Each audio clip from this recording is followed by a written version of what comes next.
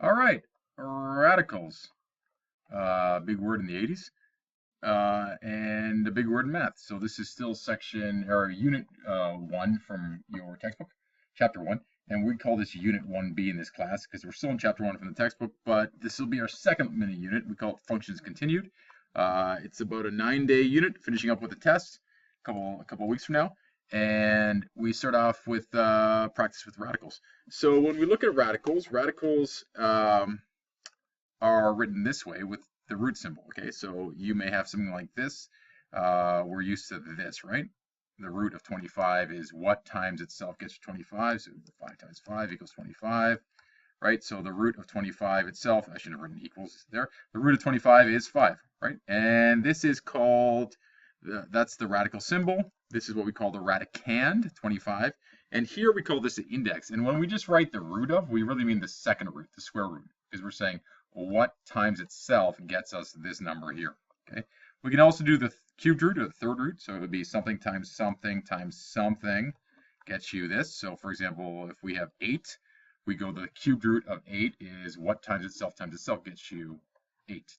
And then we're going to be careful with positive and negatives and that sort of thing, but let's kind of ignore that now. So that is when this number is in here, in this little section here. That's called the index. That is not the same as what we're going to mostly play around with, because usually we're going to play around with the square roots. And what we have also is something like this.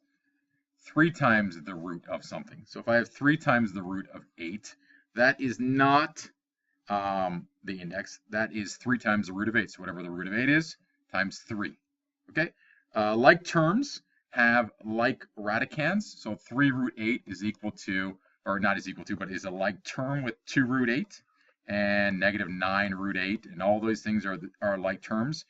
3 root 8 is not a like term with 8 root 3. They're two different things. Okay? When we multiply, so those are just some basic terms to go over.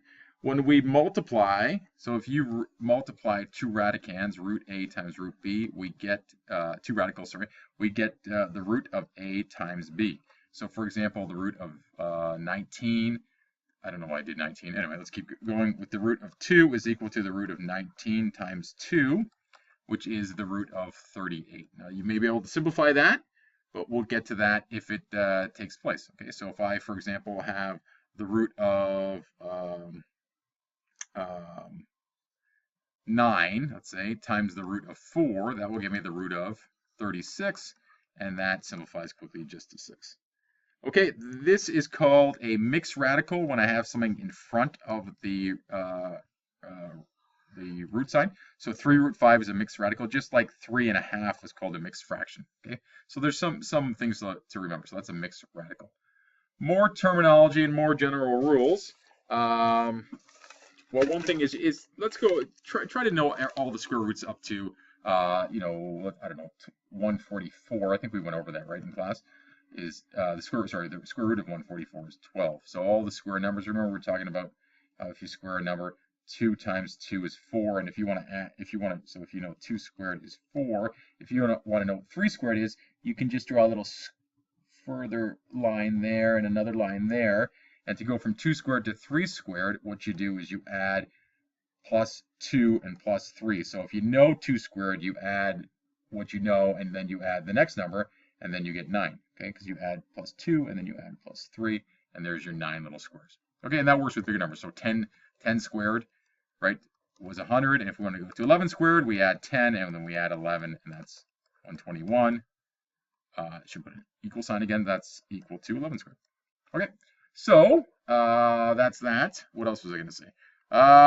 When we multiply, sometimes we can simplify, sometimes we can't. So if I have, which we just did, sorry, and if I have something now like this, the root of 48, I can simplify that. I can break it down the other way around. So just like I said, root 16 times root 3 is equal to root 48, right? 16 times 3. I can also break this down into root 16 and root 3. So what we try to do is we look for the biggest perfect squares that divide into these numbers. And if we find one, we can take it out. So root 16 is equal to 4 root 3. So another one, let's say I do this. Let's say I have root 200. Okay, so root 200. What's the biggest perfect square that can go into root 200? Well, I know that 100 can go in there. Okay, And I also know then if I do that, then 100 divided by, or 200 divided by 100 is 2. So that means that 100 times 2 gets me 200. That's why I'm left with this 2 here. And I know that this guy simplifies to 10, and root 2 does not simplify. It seems like it would, but it doesn't. So 10 root 2 is the same, is the same as root 200. Okay, so that's called simplifying.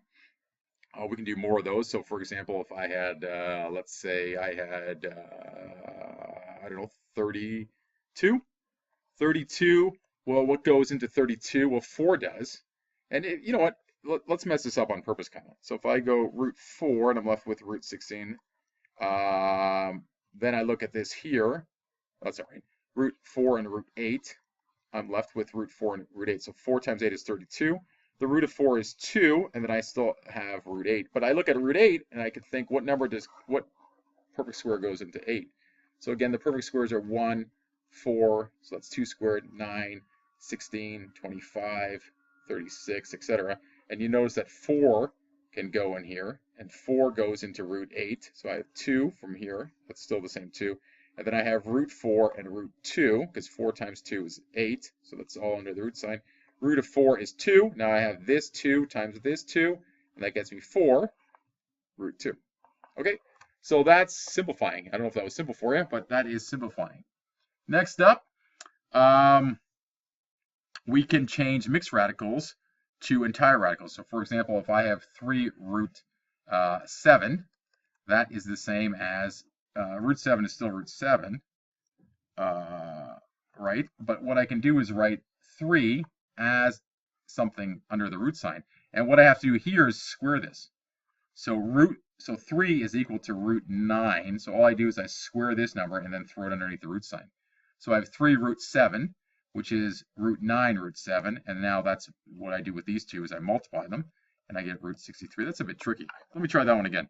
Another example of that. So if I have 2 root 5 and I want to write this not as a mixed radical but as a entire radical, well, my root 5 is fine, but I need to write this under a root sign. So what's root of what is 2? It's going to be 2 squared, which is 4. Okay, so I rewrite this as root 4 root 5. And now I have 2 things under the root sign. When I multiply 2 things under the root sign, I keep the root and I just multiply. And I'm left with this. Okay, don't go ahead and then say, hey, you know what? That can be broken down into root 4 root 5, and that's 2 root 5, because now you're back where you started. So sometimes you want to go from mixed radical to entire radical, and that doesn't look too great. And other times you want to go the other way around. So depending on what you're asked to do. And then we can look at other things too. We can keep going, and we can write in simplest forms, for example. So if I have root 2 times root 10, that's going to be root 20. And root 20 is great, and so I multiply these two. But we like to usually write this as a mixed radical. Okay, it makes more sense because right now I'm looking at this and I'm saying I don't know what that's equal to. You can take out what we like to do is take out the biggest perfect square possible and write this as a mixed radical. So I look at 20 and I say the biggest perfect square that goes into that is 4, and that leaves me with 5, right? Because 20 divided by 4 is 5, and then that turns into 2 root 5. So now we're saying that this is equal to this here. And it's kind of neat because here I have 2 radicals, and here I have a whole number and a radical. Okay, if you notice something like this, for example, so let's look at this one here. 6 root 2 times 6 root 2, no, let's not do that. Let me just change that. I don't want too many things to be the same. Let's go back to purple. I think I'm still in purple.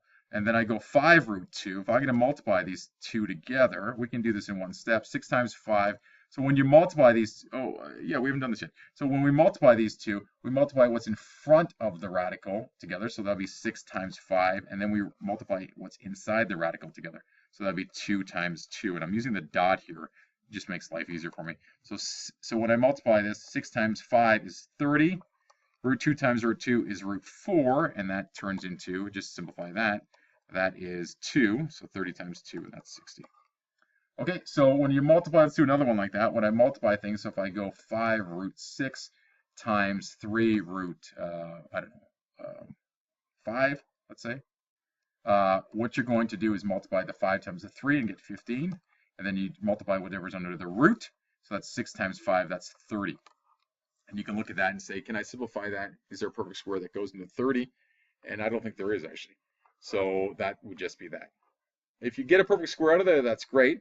So for example, sometimes you get things like this, 5 root 2 times, I don't know, let's just go -1 root 8. Okay, so 5 times -1 is -5. Under the root sign, I have 2 times 8, and that's 16. And the root of 16 is 4. So now I have -5 times 4, and that leaves me with -20. So see, I wrote brackets there. Sometimes you write brackets to multiply. Sometimes you write the dot. It doesn't matter. Okay, so you can simplify that way. Another thing, real quick from now on, whenever we have 3, like if we have this 3 root 3, let's go 8 root 3 times 2 root 3. So 8 times 2 is 16. We know that. And instead of saying that's a root of 9, we can just say this. Look, root 3 times root 3. We know that's going to be 3, okay, because it's the root of 3 squared, and the root of 3 squared is just 3. And then we move on from there. Okay, so that's that. This will come easy to some of you. Some of you, it'll take a little bit more time to get used to that. If you're going to add terms, they have to be like terms, okay? So for example, if I have root 3 and I want to add to it root 7, I can't do that. Okay, there are some times where you can modify them and play around with it, but essentially you have to add like terms. So if I say what's 3 root 7s, and then I want to add to it 2 root 7s, that's the same as saying what's 3x plus 2x. How many root 7s do I have? I have 5. Okay, and that's, I think, pretty straightforward, right? Other times what we're going to do, so let me do one more. If I go root, I don't know, 11 plus 5 root 11, that is, root 11 is the same as 1 root 11, right? It's just like x is the same as 1x. So how many root 11s do I have? 5 plus 1 is 6. Okay, so that's that. Where it can get a little bit more difficult is when you don't think you can add things together. So I'm going to get this from your textbook here, or from your note. So if I have 2 root 200, and I want to add to that 3 root 128, you might say, hey, I can't. They're not like terms, but they're not simplified. So maybe if I play around with this, I can simplify this. So let's see what I can do here. I can get 100 out of here, and that leaves me root 2. So I'm just going to play around with this one first on the left. And that's 2 times 10 root 2, and that's going to be 20 root 2s. Okay, so I can simplify 2 root 200 into that. Over here on the other side, I play around with this, and I look and I say what goes into here, and I notice that 64 goes in. Okay, so that's 64, root 64 and root 2. Root 64 is 8, so that's 3 times 8 root 2s. And 3 times 8 is 1624 root 2s. Oh, root 2s. And I add those together, and I get what? 44 root 2s. Okay, so sometimes you don't think they're like terms, but they are. Okay, and you can play around with that. If you have a bunch of things, so if I want to collect like terms, if I have different terms, I can collect like terms. So for example, 2 root 3 plus 3 root 7 plus root 7 minus root 3, I collect like terms. How many root 7s do I have? 4. How many root 3s do I have? I have 2. I have minus 1. So I just have 1 root 3, or just root 3. Okay, so that is the general introduction to this. If you're going to multiply with brackets, you just obey the rules of multiplying with brackets, right? Distributive property. So if I have 2 root 6 here, and in the brackets I have root 3, and then I have minus 2, I'm going to multiply this times this, and this times this. So that would be 2 times 1 is just 2, or 2. Outside I have 2, and then I have root 18. And here I'm going to have minus 4 root 6, okay, because 2 times 2 negative is minus 4. This will simplify, so that will simplify to this. And this does not simplify, and that is then 3, 6 root 2s, and then that's as far as I can go. Even if you have 2 brackets, I'm going to stop here, but if you have 2 brackets, so if I have something like this times this, I don't know, whatever, okay, you're then going to FOIL. First, outsides, insides, last. Okay, go through the FOIL process and work that out and simplify. Okay, same rules apply. Okay, collect like terms when you're done. A lot of work there, a little bit tricky. It'll come to you though. Just keep with it. Okay, textbook, page 39, 1 to 6. Some good work there. Take care.